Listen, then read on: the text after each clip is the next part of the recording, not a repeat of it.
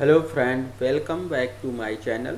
Today we discuss how to download E3 shapefile of any country, administrative area, inland water, roads, railroads, elevation, elevation country marks, land cover, land cover country marks, population, population country marks.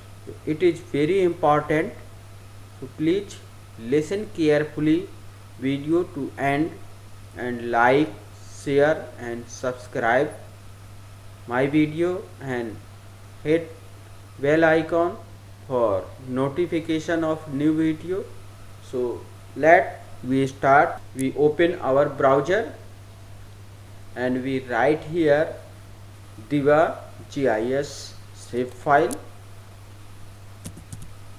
Diva GIS shapefile, and we go to data. Here is data diva.gis.org. We click here, we select here country as per your requirement. We select here India, and subject as per your choice.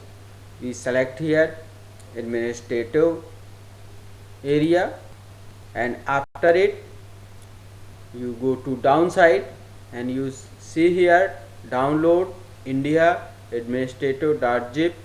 We click here and download start. Next we download roads. You click here roads and you see here India roads.zip.